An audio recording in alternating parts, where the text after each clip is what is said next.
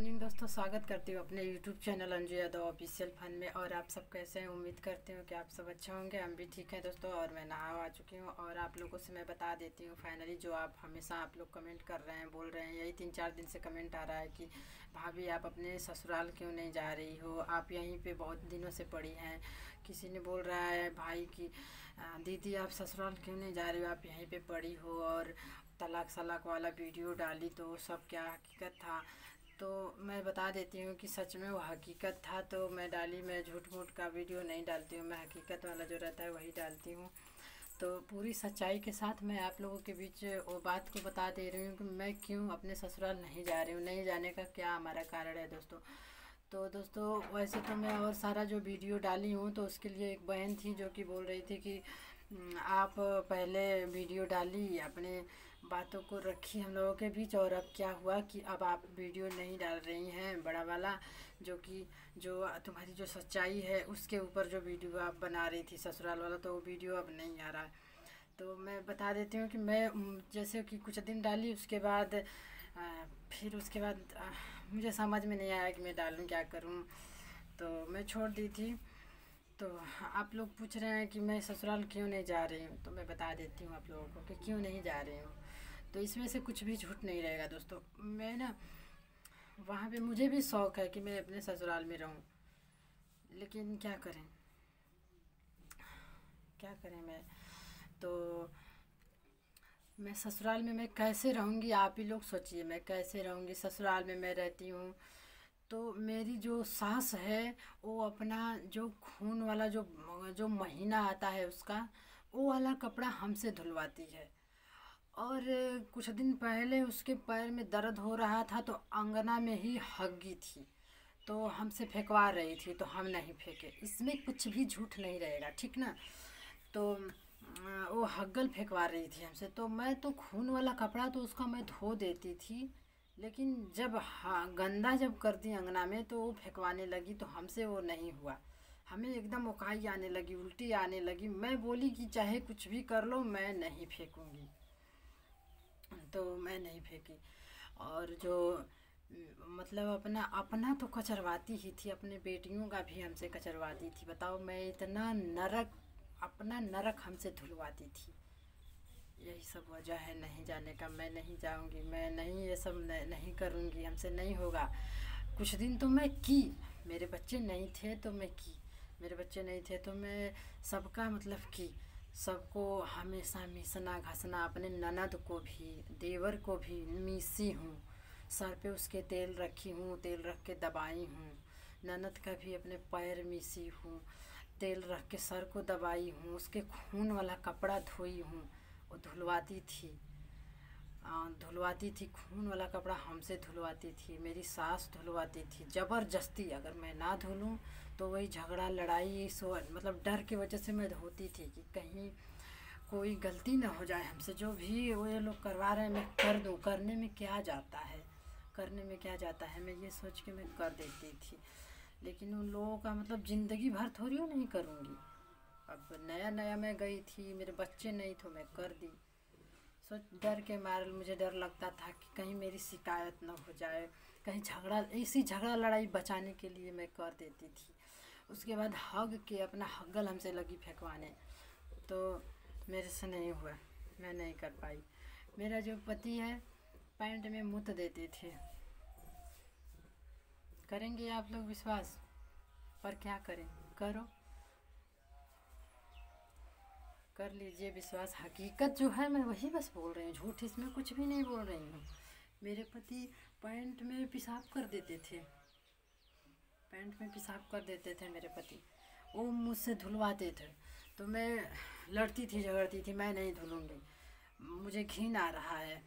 दारू पी करके, मतलब दारू बहुत ज़्यादा पीते हैं, तो दारू पी करके उसमें मूत देते थे। मुझे बहुत ज़्यादा घिन आता था, मैं बोलती थी नहीं हम ना धुलब, हम ना धुलब, हमके घिन आवत, हमके उकाई आने लगता था, वो बास मारता था। जानते हैं, जब इंसान दारू पी के अगर हगता है, मुतता है ना, बहुत ज़्यादा उसमें से गंदा बास आता है। इतना गंदा बास आएगा ना दोस्तों, इतना गंदा बास आएगा कि वो मैं जानती हूँ, मेरे पे वो बीता है, मेरे पे बीता है। जब वो इंसान उल्टी कर देता था ना, बाप रे, एकदम जान निकल जाता था मेरी। इतना बदबू, इतना बदबू, इतना गंदा बदबू, बाप रे बाप। अगर आप लोग वीडियो हमारा देखेंगे तो अगर कोई देखा होगा, अगर दारू पी के इंसान उल्टी कर रहा है, मूत रहा है, हग रहा है, तो कितना बांस मार रहा है, तो आप लोगों को पता चलेगा हकीकत। ऐसे मूतता था। मैं नहीं धुलती थी तो मुझे मारता था, पीटता था। मेरी सास जो है वो मुझे गाली देती थी कि ना धोवत है, मर्द का कुल करल जाला, मर्द पति देव होते हैं, पति देवता होते हैं, पति का ये करो वो करो। मैं तो सब कुछ, मैं जूता पहनाती थी, मोजा जूता मैं अच्छे से साफ करती थी, साफ करके फिर उसके पैर में पहनाती थी अपने पति के। लेकिन लोग कहते हैं ना कि न्याय अन्याय, मतलब कितना दिन करोगे, मुझसे नहीं सहा गया तो मैं छोड़ दी तो अब देखो अब ये सब हो रहा है। नोटिस हमारे घरों भेजे, तो आगे आगे तुम चलोगे करोगे तो भाई पीछे से तो मैं हटूंगी नहीं। तो मैं भी अपना कर रही हूँ जो हमसे होगा। और बोले कि एक बार दो बार केस लड़ी तो ओकरे खुद समझ में आ जी, ऐसा बोले। चलो तुम समझाते रहो, मैं समझती रहूँ, समझाते रहो, मैं समझती रहूँ। हाँ आओ। तो मूतना, हगना, उल्टी करना, ये सब हमारी बर्दाश्त के बाहर। उन लोगों का हर एक एक जो काल होता है मैं वो सब करती थी। फिर भी हमारे साथ ऐसा वो लोग किए। हमारे मतलब मैं गरीब की बेटी थी, यही बस कारण था, मैं गरीब की बेटी थी। मेरे पापा जो हैं उतना धनवान नहीं थे जो कि उन लोगों का हर ख्वाहिश पूरी करे। हमें तो जितना हुआ मैं उन लोगों का हर ख्वाहिश पूरी की। सारा काम अपना जो रहता है, जो बहू का जो काम रहता है, मैं सारा काम करती थी। 2 बार 3 बार अपने सास को मिसती थी और आज भी उसको यही चाहिए। अरे मतलब सोचना चाहिए कि हमारा जैसे नया नया थी तो कर दी, और बच्चे भी हो गए थे तो भी मैं करती थी। अभी भी कर देती हूँ, मुँह बिस्काए के बाहर झालती हूँ उसका, तेल पैर में लगाऊंगी, हाथ में, तो मुँह बिस्काए के उसका कोई मतलब वो नहीं रहता है कि ये मेरा कर रही है। बोलती है अगर कोई से फ़ोन में बात करेगी तो बोलेगी कुछ ना करे हमार, तो हम लोगों का पता नहीं क्या उसको हो जाता है। इतना मैं की हूँ जो कि कोई भी बहू आज के डेट में किसी का कोई नहीं करेगा, उतना मैं की हूँ। आज भी उसको वही चाहिए।